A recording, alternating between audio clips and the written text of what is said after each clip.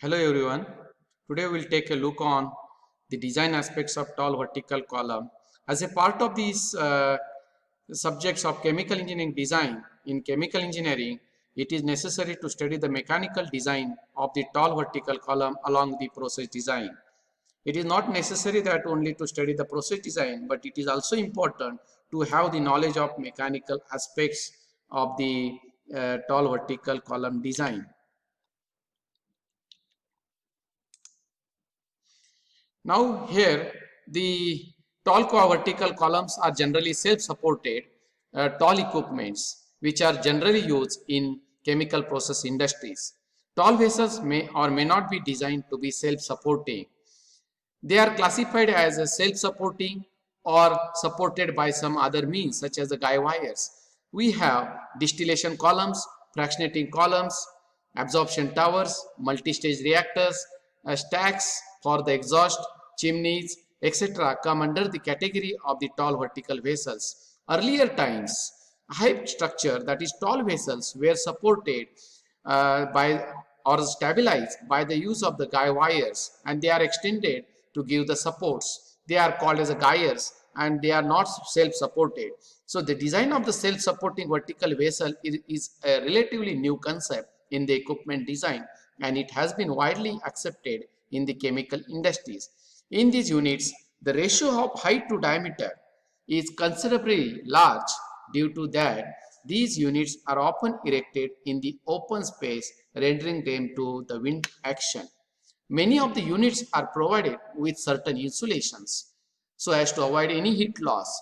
Number of attachments are also provided as auxiliary instruments and auxiliary equipment along with the piping system.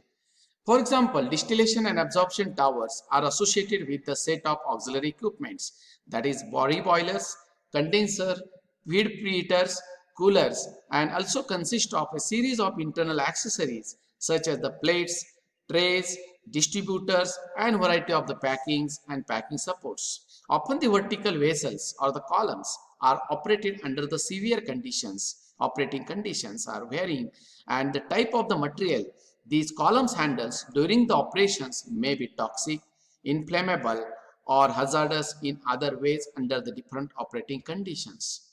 Structural failure is a serious concern with this type of these columns. As a result, the prediction of the membrane stresses due to internal or external pressure will not be sufficient to design such a vessel similar to your storage vessels.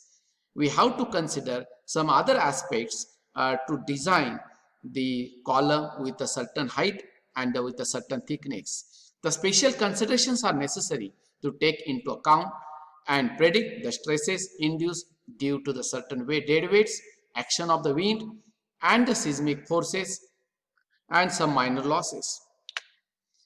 Now here we'll be studying the stresses in the column shell.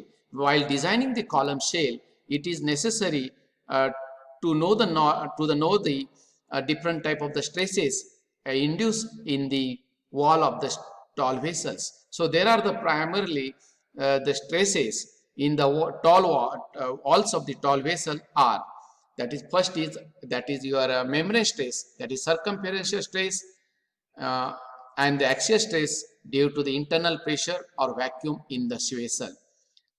Because the column shell, when it is erected in the open space, it is subjected to internal as well as external pressure. Internal pressure due to the pressure or the vacuum inside the vessel, as well as the external pressure because of the some wind pressure.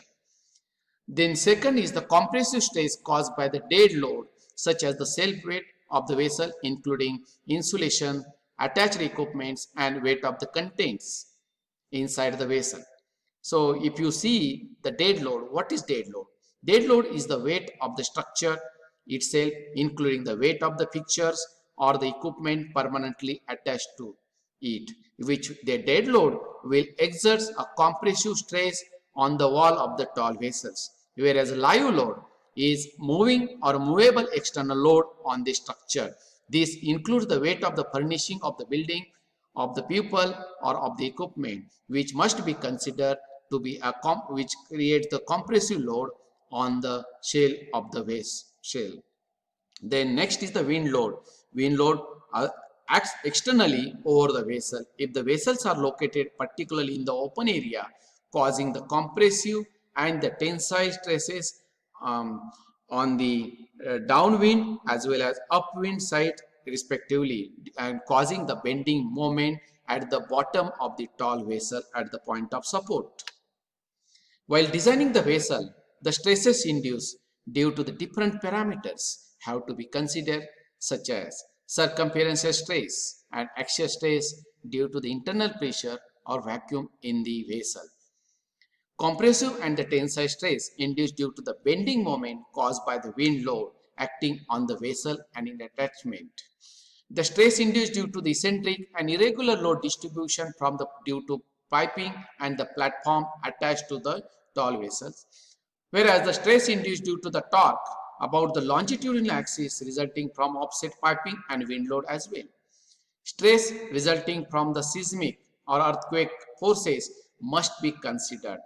Here, if we consider in the particularly design, the seismic forces only applicable only particular area where the seismic condition prevails. Otherwise, we should only consider the wind forces. So, seismic forces and wind forces and their stresses are considered at a time only. We cannot consider the wind stress and seismic stress simultaneously. So next is the residual stresses resulting due to the method of fabrications used, such as the cold forming, bending, cutting, welding, etc. While analyzing the stresses at various heights of the shale, calculations are made starting from the top of the column. The purpose of determining the stresses induced in the shale is to determine the required thickness of the shale for the given required height. Otherwise, the ratio of the height to diameter of the tall vessel is very high, and it will cause the buckling of the vessel, and that's why it is necessary to determine the required desired thickness, acceptable thickness for the given height of the column. The selection and the thickness of the top head is always based on the internal pressure or vacuum, which cause the kind of circumferential as well as axial stress induced in the wall of the vessel. The minimum thickness in the upper portion of the column is usually determined by the circumferential stress resulting from internal pressure. The thickness of the lower portion of the shale is determined by taking all the stresses into considerations. That is called as combined stresses what we discussed earlier. It is assumed that the stresses due to wind load and the seismic load will not occur simultaneously, as I have told you earlier. At height h, x, from the top of the vessel, we always measure the height of the vessel from the top while considering the stresses as well as to determine the thickness of the shale. So here combine the stresses as either maximum tensile or compressive stresses induced in the axial direction. Here we have some of the different type of the stresses due to the different forces. So if you consider the maximum tensile stress FC, FT, because here due to the different forces, different stresses on either side may be either tensile or the compressive stress will be induced.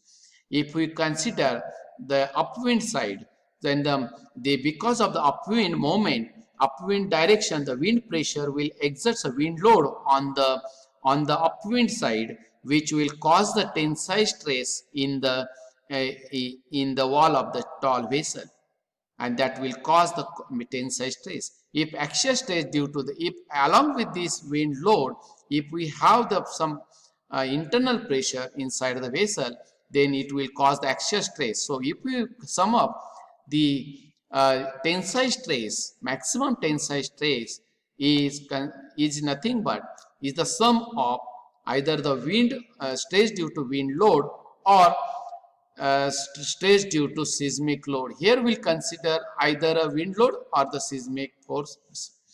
We cannot consider we should not consider the wind load and the seismic loads simultaneously. Here, that's why we say wind stress due to wind load or the stress due to seismic load.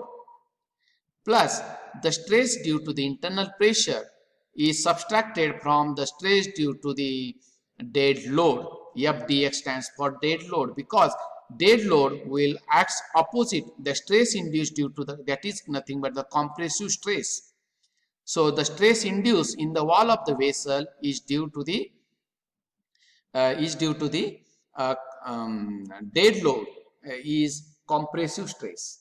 Okay, so that's why it is subtracted from the tensile stress, because it acts or it works in the opposite direction to the tensile stress.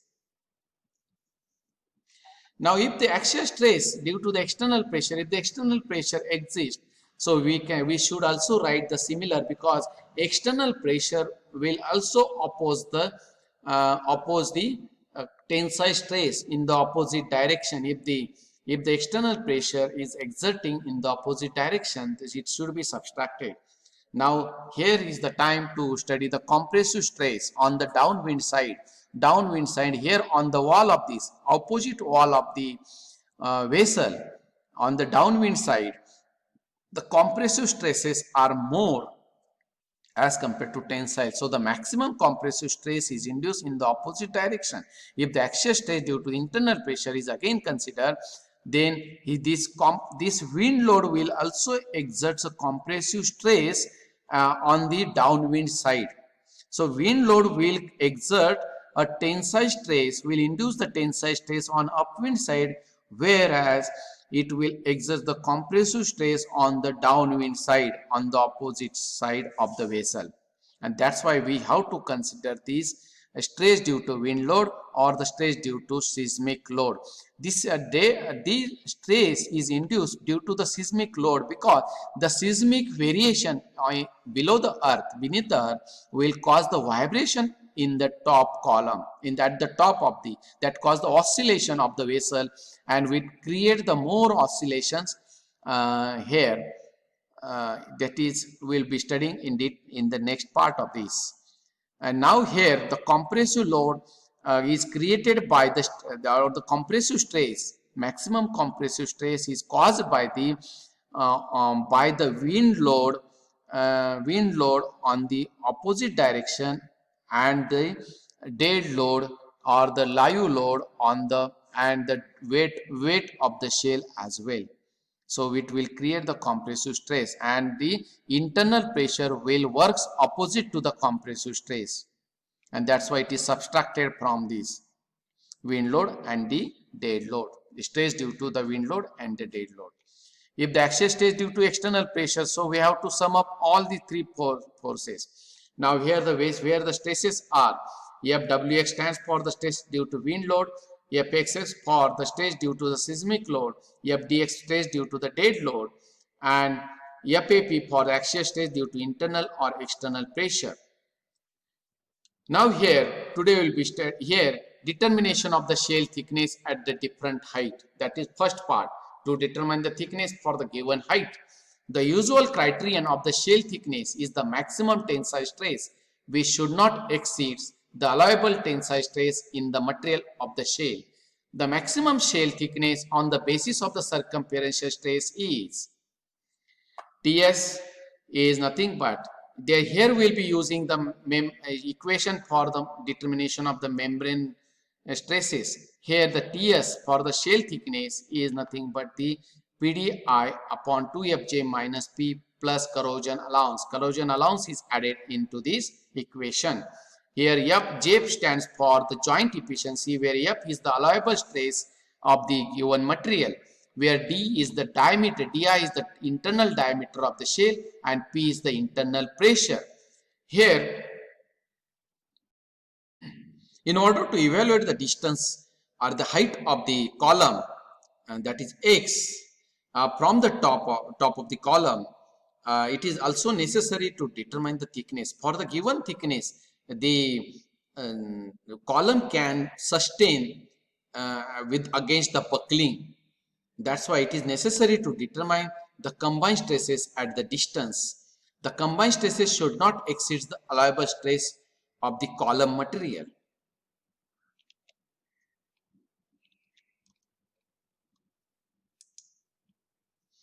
The individual stress at the distance x from the top in the axial directions. Here we'll take a look on each one. First of all, we'll take axial stress due to pressure.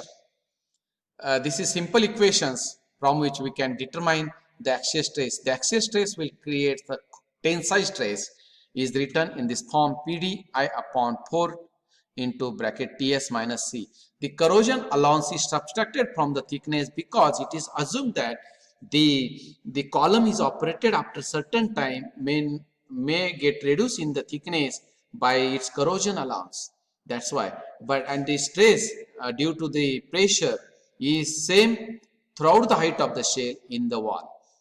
And next stress is the stress due to the dead load.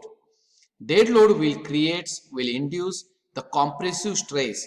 The dead loads are the dead loads of the vessel, of the shell itself, weight of the vessel itself, weight of the insulation, weight of the liquid content, weight of the attachment, etc. So first of all, we will take compressive stress due to the weight of the shell up to a distance x from the top of the column. So it is written as the stress, compressive stress is nothing but the ratio of the weight of the shell to the cross section of the shell.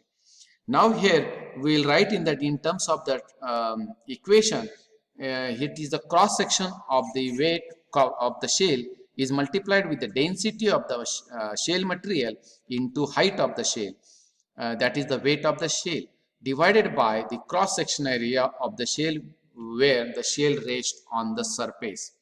And the equation is reduced to this simple form is the product of the combined stress or the compressive stress due to the weight of the shell is the product of the density of the shell material and the height of the shell, where DO and the DI are the internal and external diameter of the shell, and rho s is the density of the shell material. Second stress is the compressive stress due to the weight of the insulation at a height.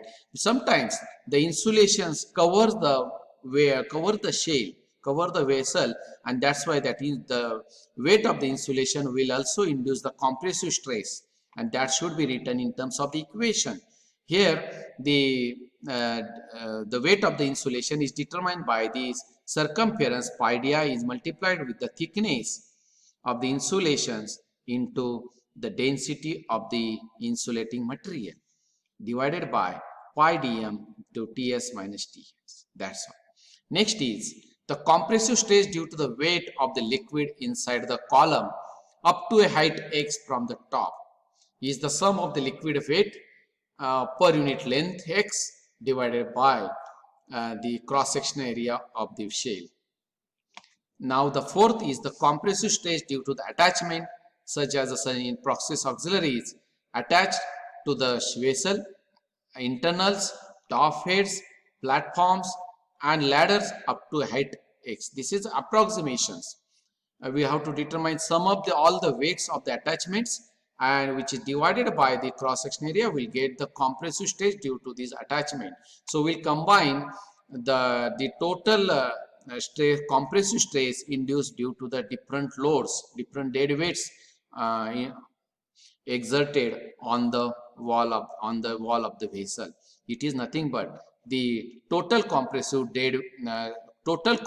stress due to the dead load is equal to the compressive stress due to the weight of the shell plus compressive stress due to the weight of the insulation plus compressive stress due to the weight of the liquid plus compressive stress due to the weight of the attachment. Now here the next important important stress is the stress due to wind load at a distance x.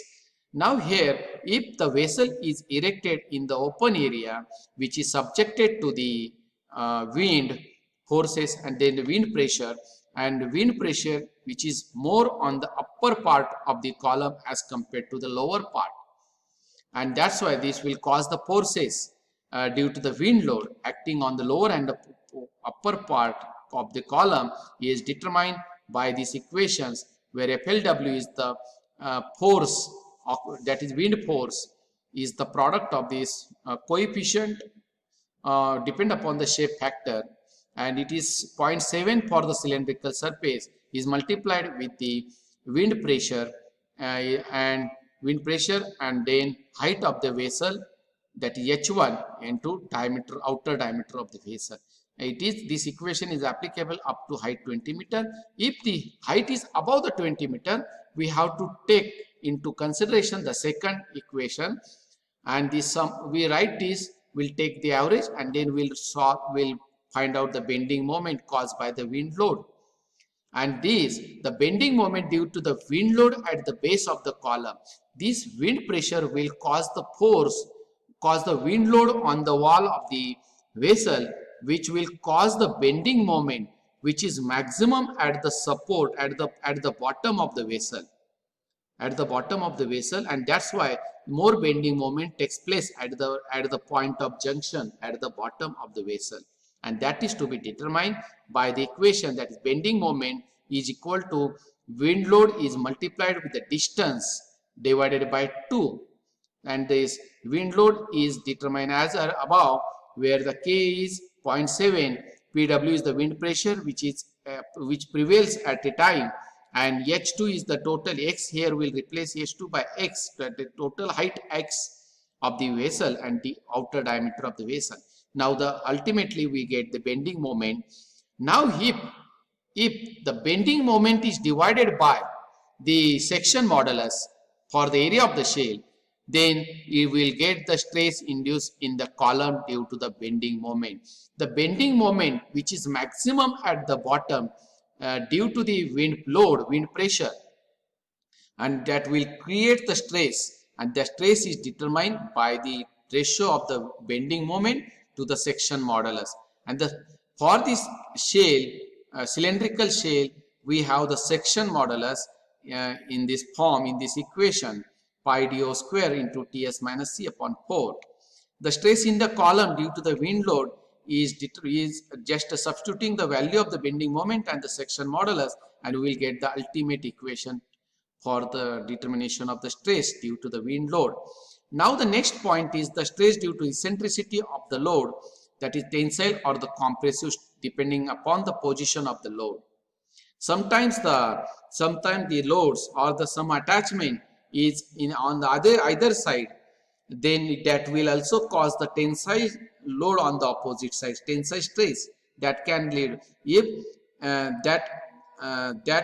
the attachment or the loads will also create the compressive stress on their side and tensile stress on the opposite side, and that can be determined, the stress due to the eccentricity can be determined by this equation. Now the next part is the stress due to seismic load, and this is taken into consideration only when the tall vessels are to be erected in the particularly seismic zone. If there is no prevailing condition of the seismic or the earthquake probability, there is no need to consider the seismic load. We should consider only wind load, and the wind load and the seismic load are not considered simultaneously. The seismic load is assumed to be distributed in a triangular fashion as shown in the figure, because due to this seismic load, the tall vessel is subjected to the vibration, and the minimum, which vibrations are minimum at the base of the column and maximum at the top of the column.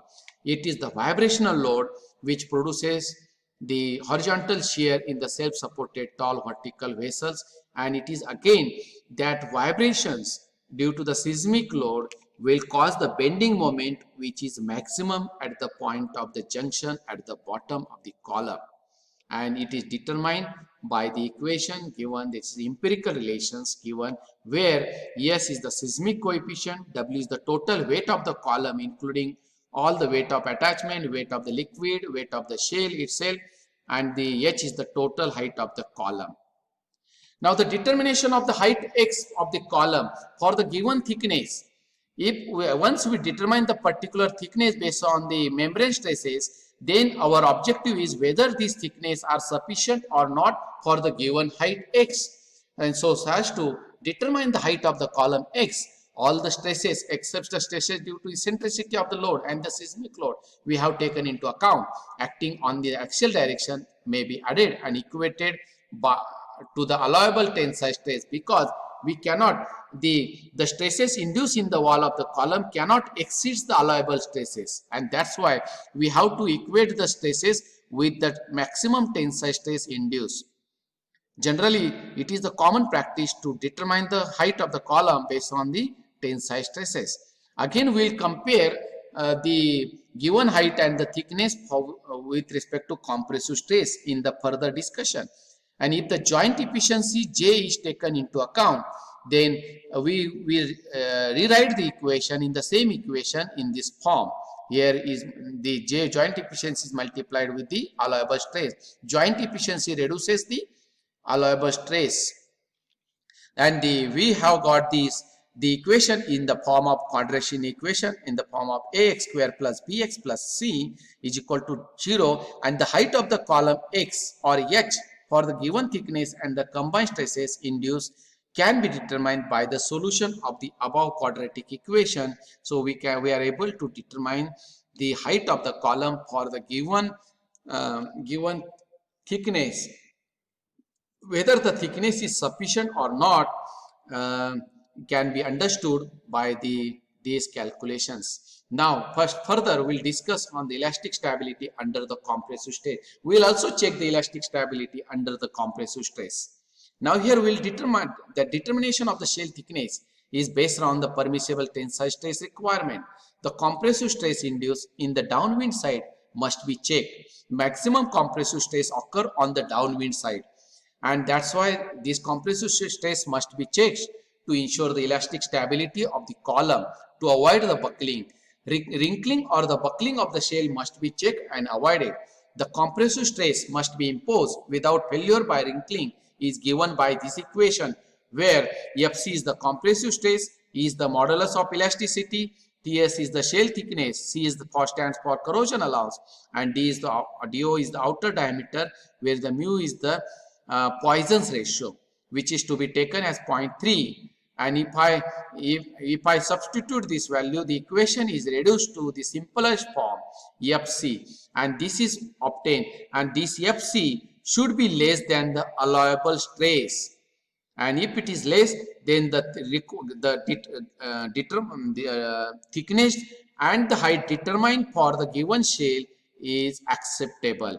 That's all about the mechanical design aspects of the tall vertical column. Thank you so much.